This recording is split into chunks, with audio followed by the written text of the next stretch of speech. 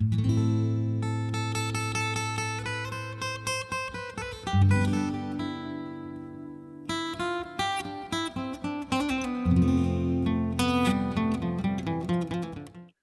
to Holiday Traditions and History in Barcelona. Dr. Cesar Alegre Alsina is our featured speaker for this very special event. He has been the director of our Barcelona program since 2008, is originally from Barcelona, and speaks Spanish, Catalan, and English fluently. He brings more than 20 years of experience in higher education to IES Abroad, including a noteworthy teaching career in the United States, experience in student services, and strong research portfolio. Before coming to IES Abroad, Dr. Alsina taught Spanish language as well as Spanish and Hispanic culture and literature at Amherst College for 16 years. He is the author of a book on Hispanic Americans via Scholastic and has contributed to Encyclopedia of Hispanic Americans and numerous articles and reviews in American and international journals. Dr. Alsina received his bachelor's degree in electrical engineering from Auburn University, his master's degree in Hispanic literature at Auburn University, and his doctorate from the University of Massachusetts at Amherst. Please join me in welcoming Dr. Alegre Alsina. Thank you. Thank you so much, Jody. And I'm going to be joined today with my colleague and partner in crime here, Alex Walker, Dr. Alex Walker, if you will. He got his PhD from Cambridge. Sorry, your undergrad was Cambridge. Yeah, that's my apologies. From UCL, which is, for those acronyms, University College of London, right? Mm-hmm. All right. So, and we're going to be team tagging on these presentations that we hope that you're going to be enjoying. As you know, Spain is different. Catalonia is even more different, I guess.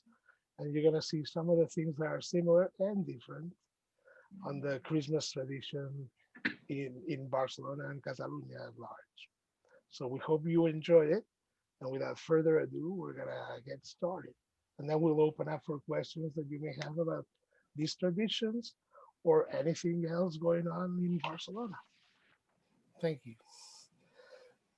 There you go. I'm sharing my screen. And I'm going to minimize this.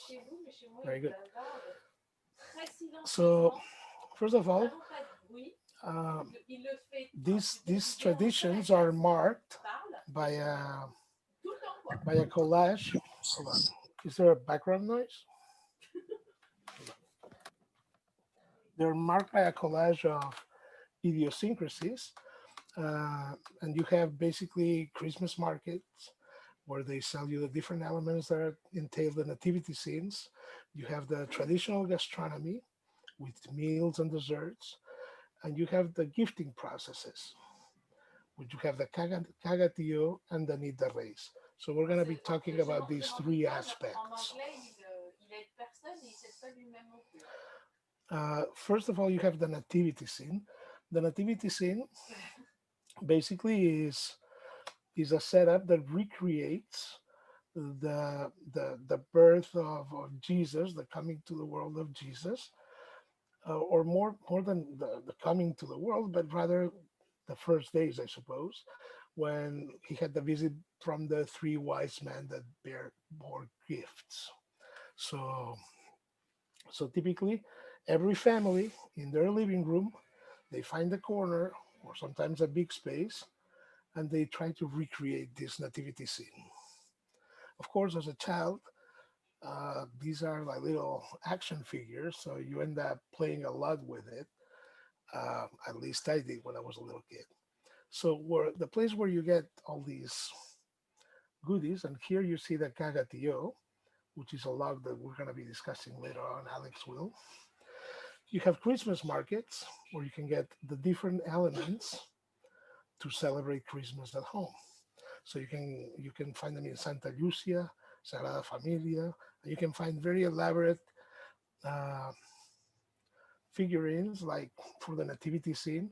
You can find the shepherds, the water carrier, the persons that are doing the laundry. Uh, you can find archers, soldiers, all sorts of people. I mean, sometimes if there's, I mean, you can see here some devils. I don't know. We never used to have that at home. And then you have some other, more eclectic kind of mixtures where you have like Bart Simpson even that you can put in the nativity scene, or a traditional Catalan peasant. So it's, you can get a little bit well. Also, you can find Christmas trees, like the very traditional Christmas trees, and you can find moss and cork that you use to build up your nativity scene. So these are all the all the different things that you find in the markets. Also, uh, you have very traditional gastronomy associated with Christmas in Catalonia, like you do in the States with Thanksgiving, that most everybody has a turkey. In Catalonia, Christmas Eve, depending on the families, it varies more. But Christmas Day in Catalonia is marked by having the Escudella de Nadal, Caldo de Nadal, different families call it different things. And you're going to see the rendering of that from a chef on the next slide. Then you have St. Stephen's Day, which is also celebrated. And all of these are days that you celebrate with a family, sometimes even the same people on those days. St. Stephen's Day, which is the 26th, in England is called Boxing Day. Then you have Nit Bella, Ravella, which is when you do the tradition of eating the 12 grapes.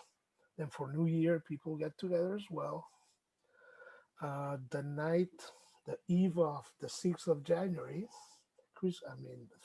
Three Wise Men Eve, you also get together, and also for the Three Wise Men Day, January the 6th, you get together and you have the tradition of the tortell. Uh, Here you have the escudella and cardolla, which is the traditional Christmas meal. It's a very peasantly meal. It's it's delicious, but you're gonna see.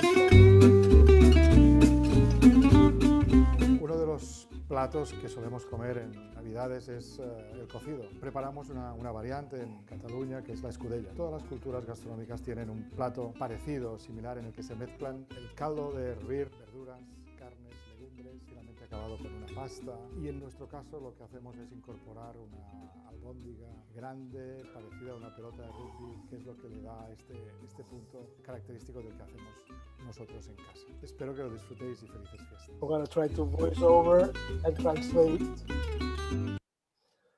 First, you brown a little bit some. Here is some pork meat, and you put everything to boil with vegetables,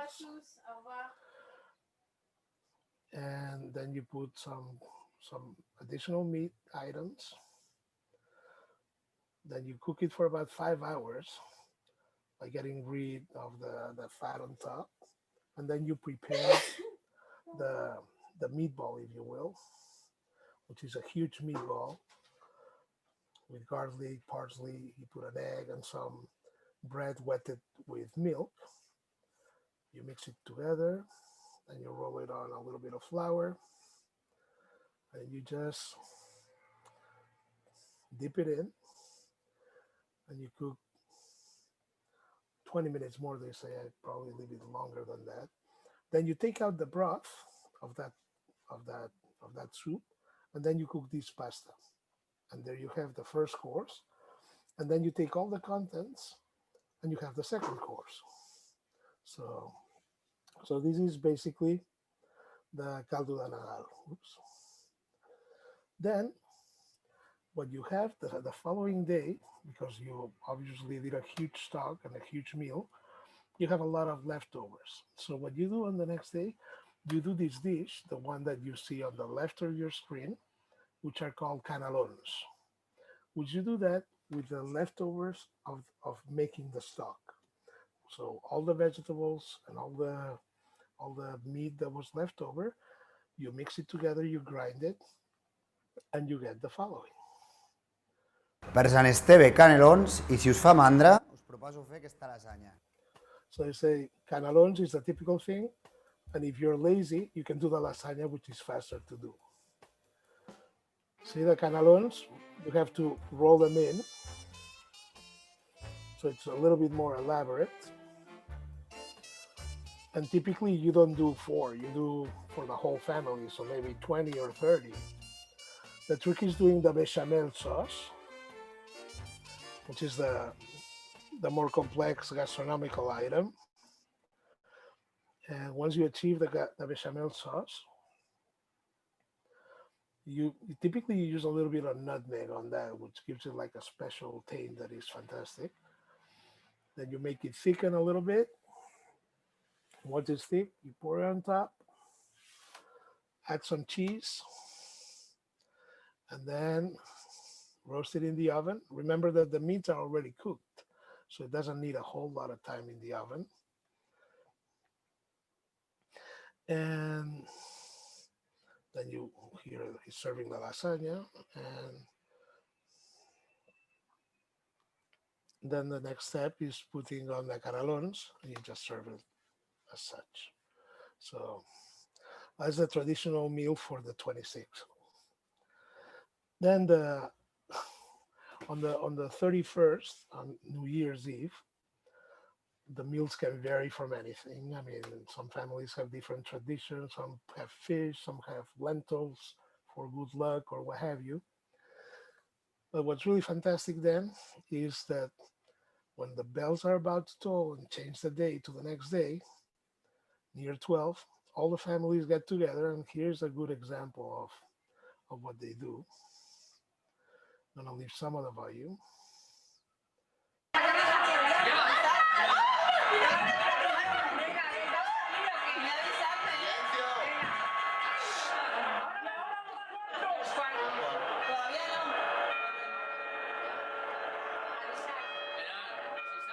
Typically, it is very loud. They're all watching for the.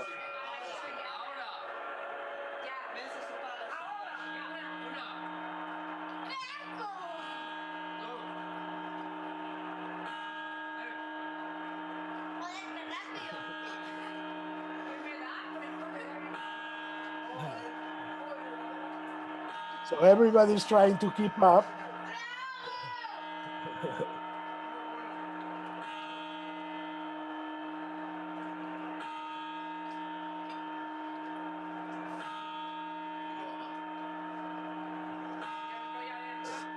You can see a lot of them are eating them with discipline, not even chewing.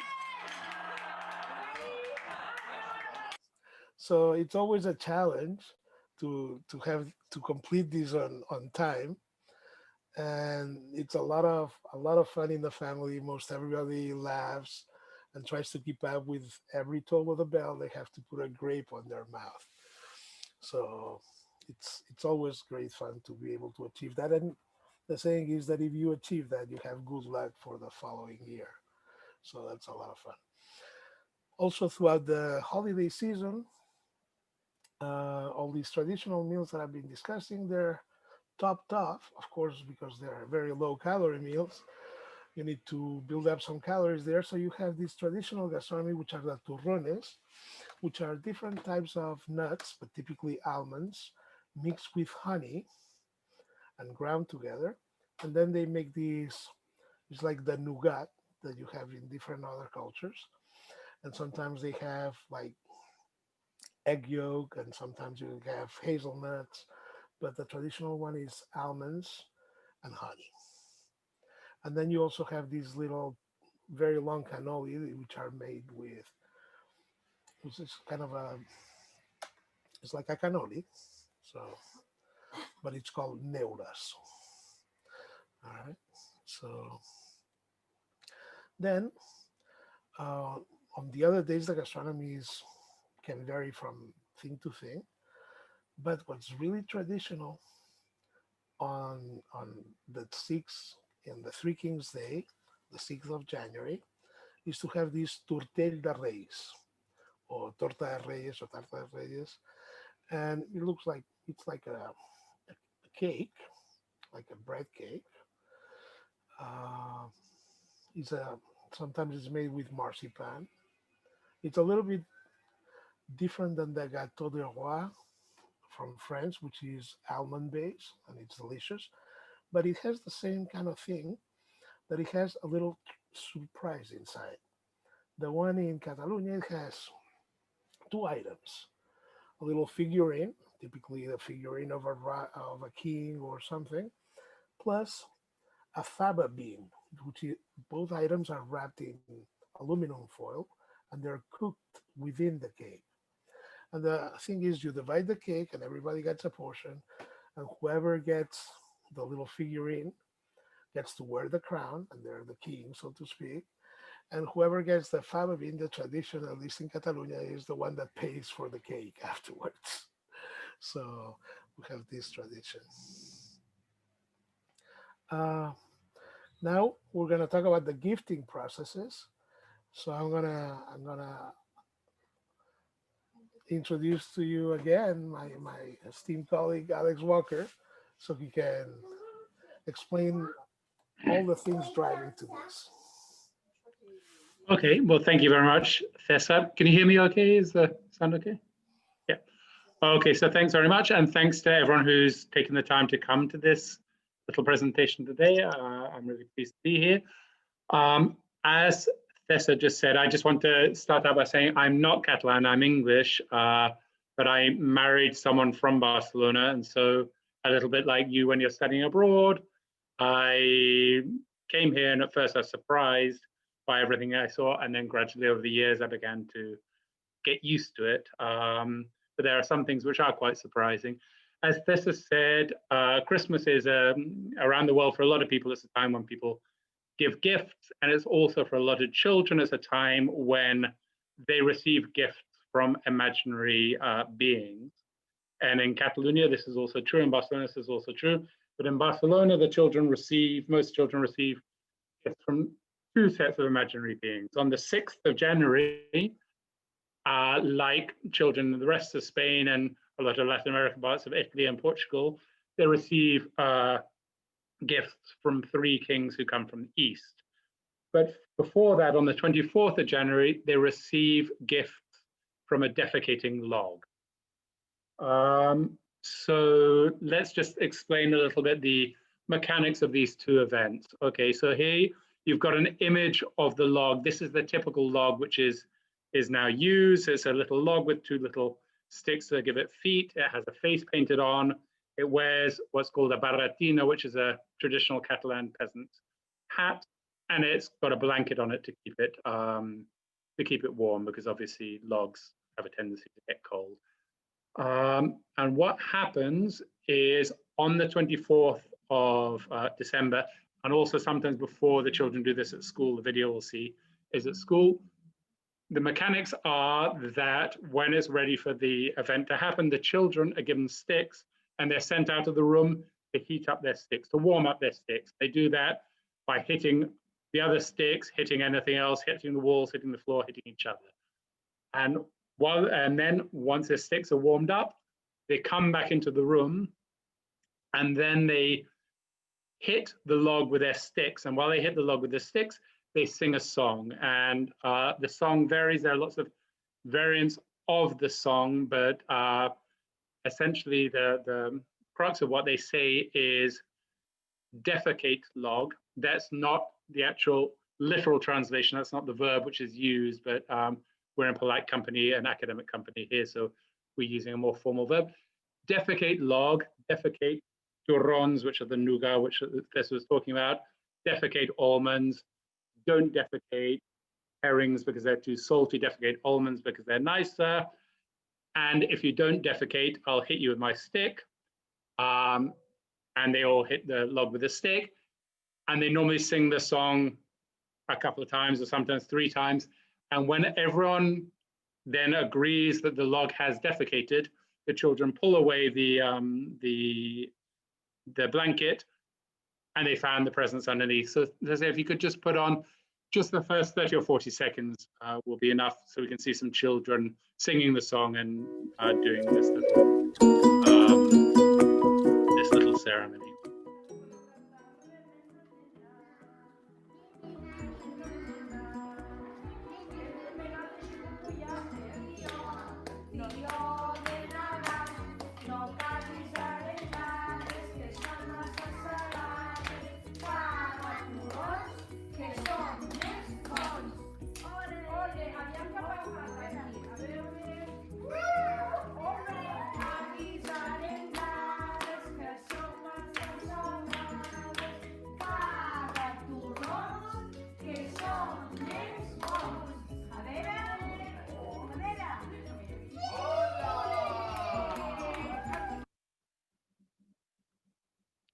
Okay, so you get the picture that it was singing that song.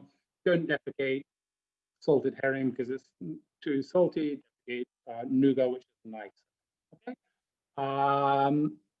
So let's just leave the log for a moment and go on to the kings, and then we'll come back to try and understand what's going on here. If you can go on to the next slide, Cesar. Okay. The tradition of the kings, probably most of you are more familiar with this because it's more widespread. In Latin America, you have this as well. The kings, essentially, there are three kings who come from the east to bring presents to the children. They arrive on the evening of the 5th of January. And in Barcelona, since Barcelona is a port city, they arrive by boat. So yes, let's just watch a little video here. Here we have a video of the kings arriving by boat in the port of Barcelona. Not very good quality of the video, but you can get the idea. They arrive by boat, and then if you just want to put in the first 40 seconds.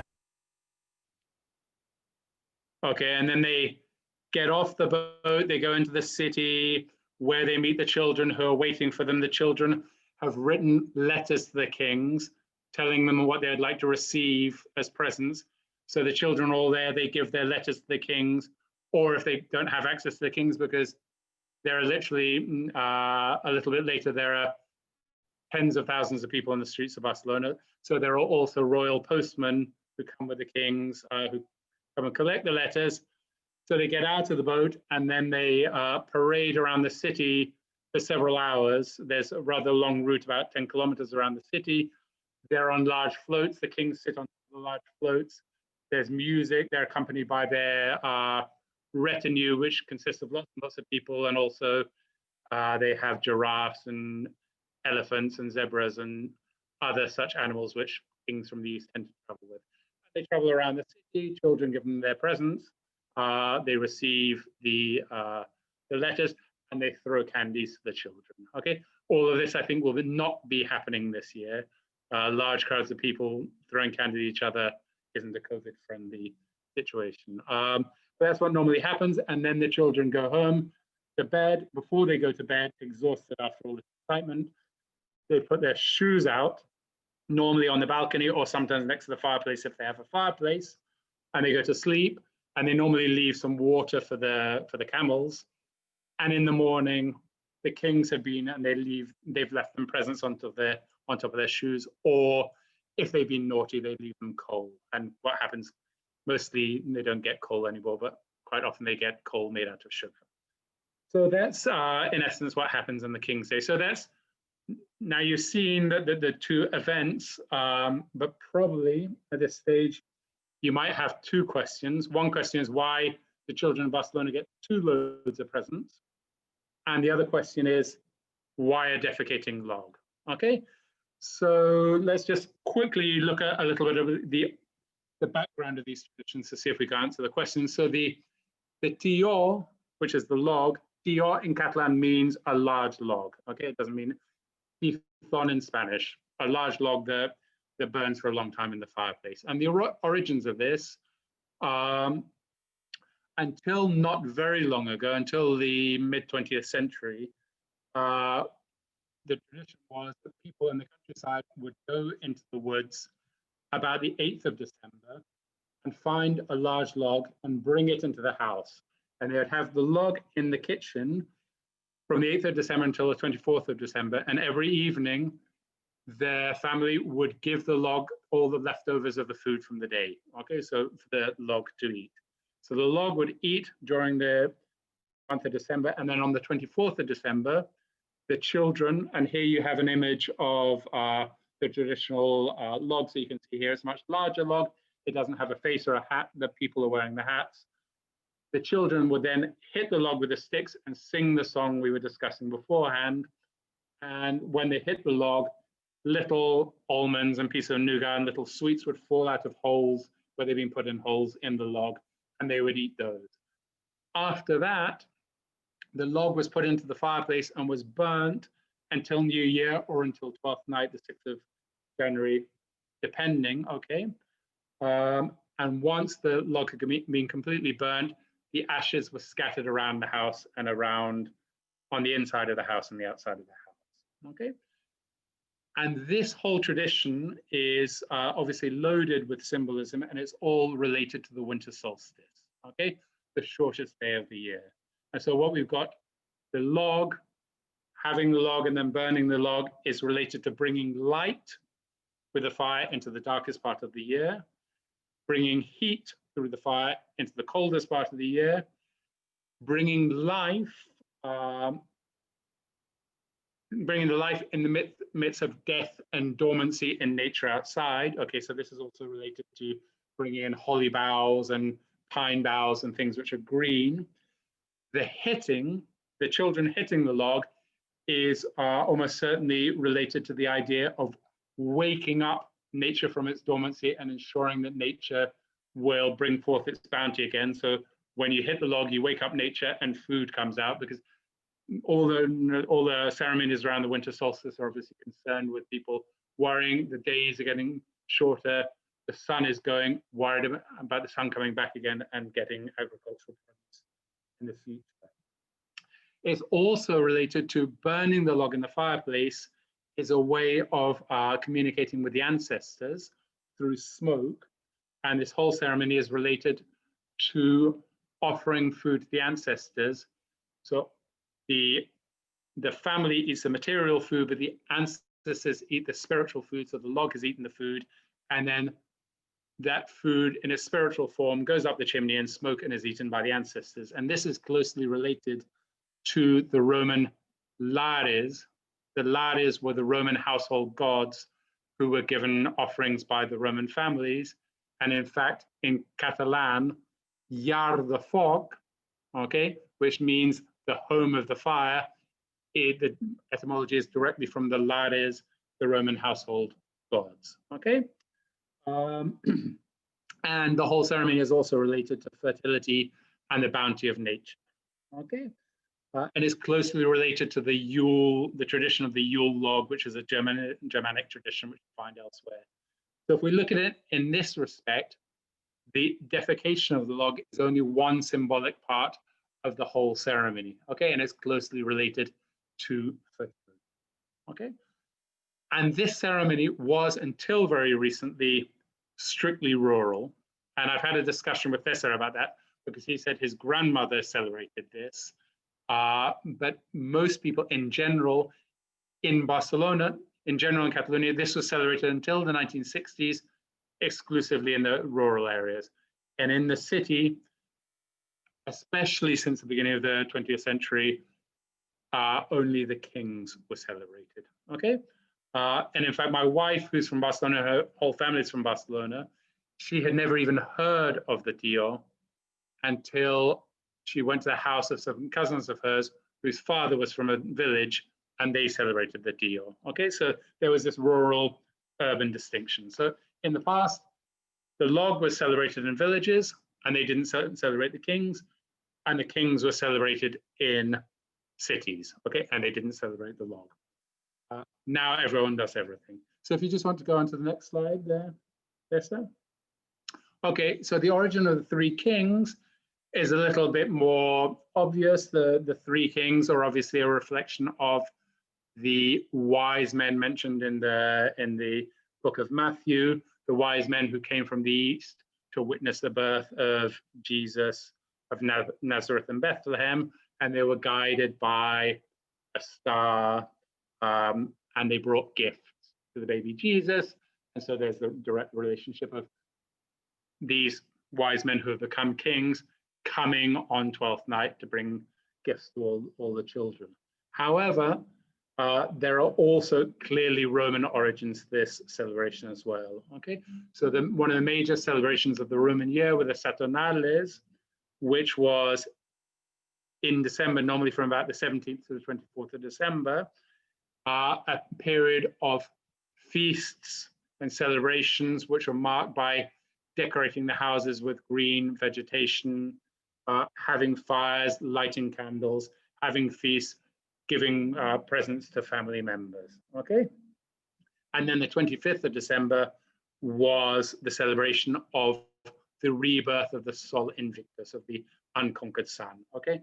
And the days getting longer again. So in this regard, also when we see medieval and Renaissance paintings of Jesus being bathed in celestial light, there appears to be a direct link there to the rebirth of the unconquered sun, okay?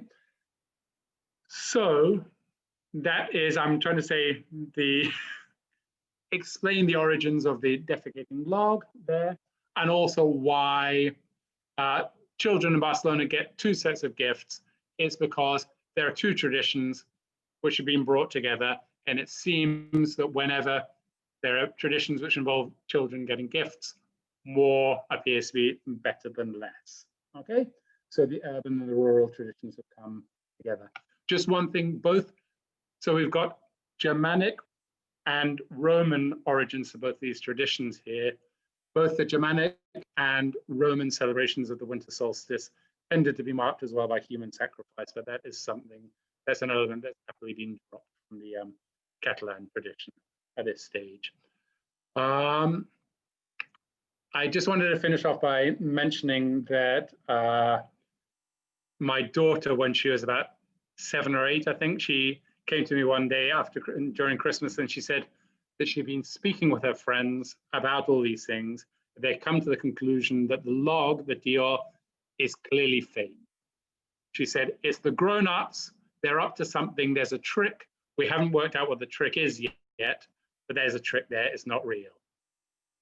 Father Christmas, because I'm English, so she celebrates Father Christmas. She said, I think Father Christmas is real, but my friends think he's not, because otherwise, why didn't they come to his house, to their houses, which is reasonable. But she said, the kings are definitely real.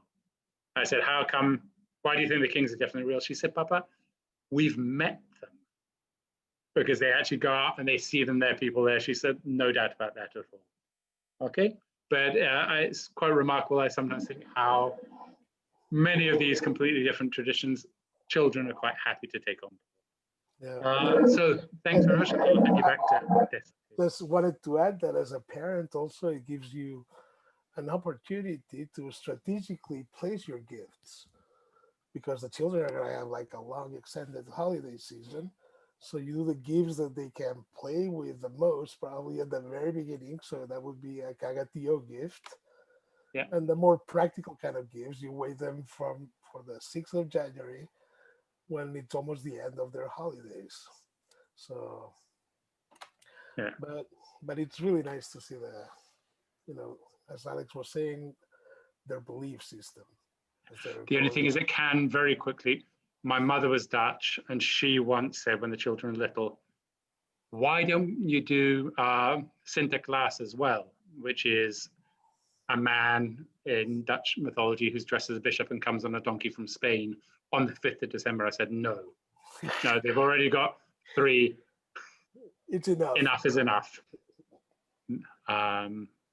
We've gone far enough. Yeah. That's it. Oops, there you go. Okay, did you have anything else to say, Cesar? Or? No, well, just that these are the traditions that we have here in Catalonia, and they're slightly different from family to family. I mean, there are some families that set up a tree and they put the gifts. They just keep on adding things. So yeah, and then different meals. This syncretism between all the different traditions, the Germanic, the Roman, the Christian, everything seems to to center around what has been done for millennia. Yeah. So I don't think we're doing anything different. We're just calling it something different every single iteration. So, but now I would like to open it up to questions for anybody about these traditions or about anything that you guys want. We're just very happy and very thankful to have you all here. So you can either put your questions in chat and my colleague Dawn is going to convey those, or if you want to talk, raise your hand and you can unmute yourself. And we'd love to see more of you too, if you want to put your video on.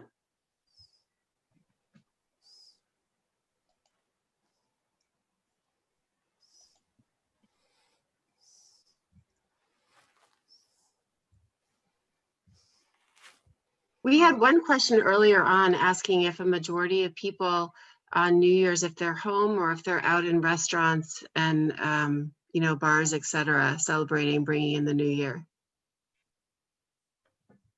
well, there's two. I mean, at least I'm speaking of my family. Typically, what we do is up to midnight. It's a family thing, and then after midnight, you go out and you go celebrate with your friends. So up to midnight, you have the meal at home, you have the grapes, and then after the grapes, like 12:15, all the youngsters kind of scram and go with their friends, and you know, the rest of the people stay home.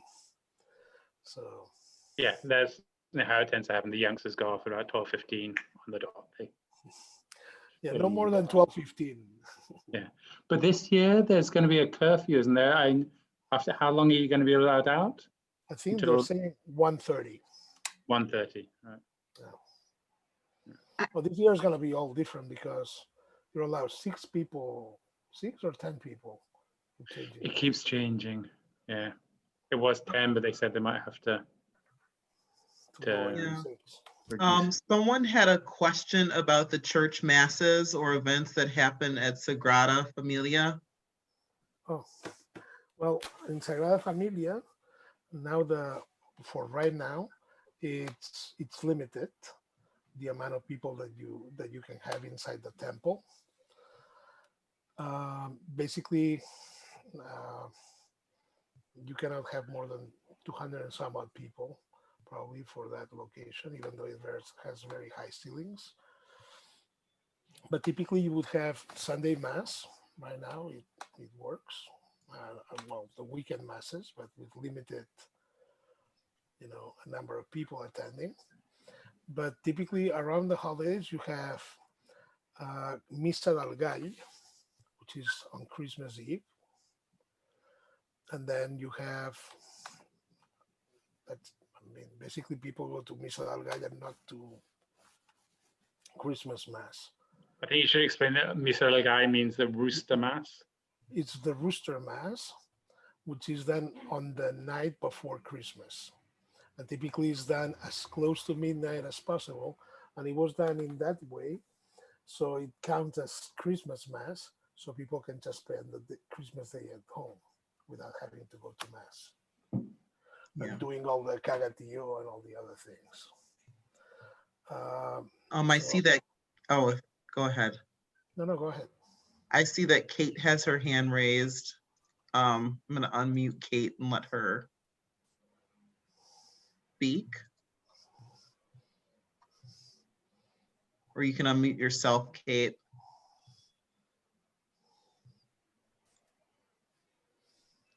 There we go. Okay, there we go. Thanks. I was going to type a question, but it was taking me so long to type that I thought I'd just speak and say, first, thanks for having us. This has been really cool. I think we all know that there's so many customs and traditions that are specific to Catalonia, which is so great about it. And I'm kind of just curious to hear your reactions about how do the holiday traditions kind of tie into that? Like, is there a lot of pride around these specific holiday traditions that are so specific to Catalonia as it compares to the rest of Spain, and like family to family? Like, what does it mean broadly, I guess, in terms of how people perceive themselves as being from Catalonia?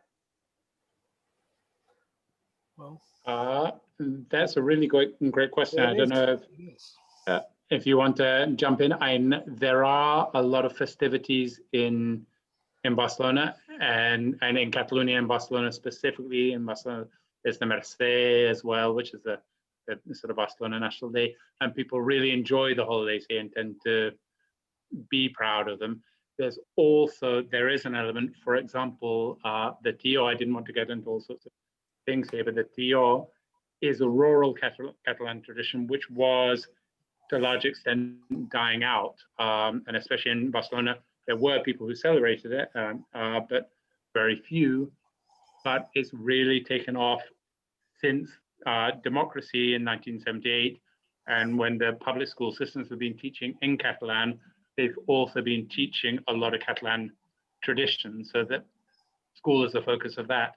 So in fact, the video we saw was children in the school doing this, and it's quite interesting. It's a really interesting point that in Barcelona, not everyone, a lot of people don't speak Catalan at home, and a lot of people don't do this log, the Tio at home, but everyone speaks Catalan at school, and everyone engages in these traditional festivals at school, even if they don't do that at home. So the schools especially have this integrating function of teaching people about Catalan traditions and the Catalan language. So there's quite an interesting thing there. So there's a lot of diversity in the population, but there's this integrating function there. Right, and there's also a lot of cultural things associated that we didn't discuss in this presentation, such as those pastorets, which is a theatrical representation that comes from the Middle Ages, which represents all the Nativity Scene, but in a theater play. Similar to what you find in Spanish literature as El Auto de los Reyes Magos. So it's an analogous thing, but it's in the Catalan tradition. And it has the typical Catalan elements with the shepherds, with the barratinas, with the caganer, which is another figure that you have in the nativity scenes. So, but they're also, in a sense, all over Spain. There are similar traditions, but then each locality has its very specific traditions, and there is a lot of local pride in those, but also enjoyment. And just as an example, there are kings parades all over Spain, and they all tend to be very, very busy. And if you go in Barcelona, it's like a royal wedding in London. There are tens of thousands of people lining the streets. People bring ladders. They can go up and see the kings over the heads of the other people. And it's really, if you arrive late, you can't get anywhere near. And the whole, it's about 10 kilometers of streets just lined with, everyone goes out and sees it. And people here really, really, and I think anyone who's lived in Barcelona has seen, or anywhere in Spain has seen, that people in Spain really like everyone doing the same thing in the same place at the same time. Jean had a question about Christmas carols are pretty popular here in the US around this time of year, but not so much in Spain, that they tend to be more of the religious songs that people sing, and maybe that you could talk more about that. Well, in Catalonia, there is the tradition of the Christmas caroling. Mostly it depends on the families. I don't know about Eva's family, Alex, but in my family, we typically sing the traditional Christmas carols on Christmas night, like the Fum Fum Fum, the Silent Night version, and some classical Christmas carol, but it's limited basically to Christmas night. I don't know in other families. Yeah, no. My wife's family, in fact, they're not very good at that. They tend to just shout at each other instead. But you're right, there are some really nice Catalan Christmas carols and Spanish Christmas carols as well. Some of them are quite odd. There's one, look at how the fish are drinking in the river. Yeah, that is kind of puzzling. Yeah.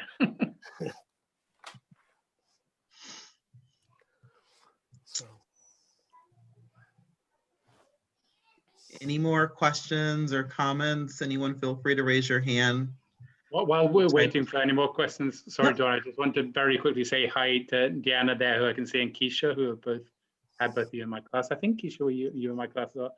So it's really nice to see you That was a few years ago. Yeah, It's good nice to see you too. Good to see you, Alex. Really nice to see you too. Thanks for coming.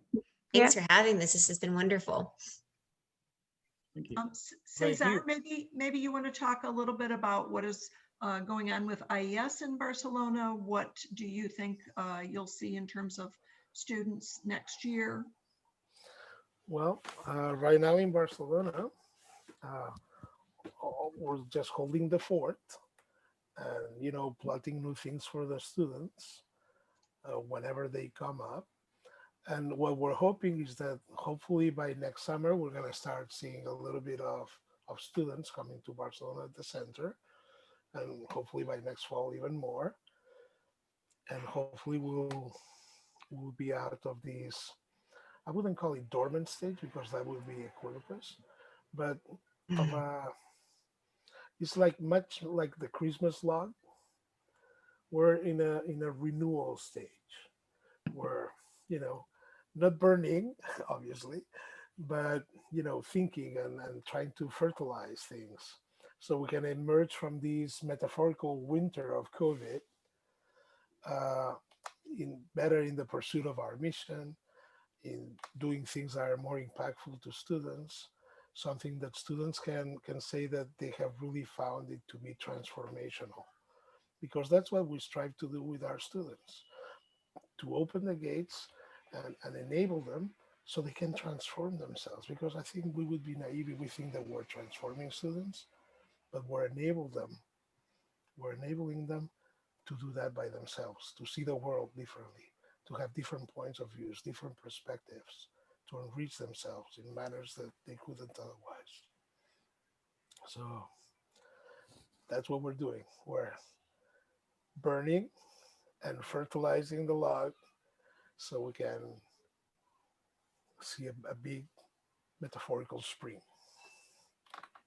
Great analogy to your presentation today. And I really want to take a moment just to thank both you and Alex for preparing such a wonderful presentation. And it's great to see so many of our colleagues and alumni in this presentation. Thank you for making time to be here. We are getting ready to welcome many students, hopefully once the vaccine is widespread. And we're hoping for at least half of our normal enrollment next fall in 2021. I would also encourage all of you to include IES in your year-end giving if you haven't done that already. We know there'll be a great need for scholarships among the students who apply and plan to go next year, and thank you in advance for that. If there are any more questions, please raise your hand or put it in the chat, but otherwise I think we're probably wrapping up here and wishing everybody wonderful holiday season. Thank you all so much for attending, and thank you, Cesar and Alex, for a wonderful presentation today. We've learned a lot. I have a couple new recipes I want to try for the holidays, so I encourage you all to bring a little bit of Spain home into your traditions this year. Well, thank you all, and happy Thank holidays. you. Thank you very much for organizing this, and thanks very much everyone who made the time to come. Great. Thank you all. And happy safe holiday. Adeu, bon Nadal. Adios.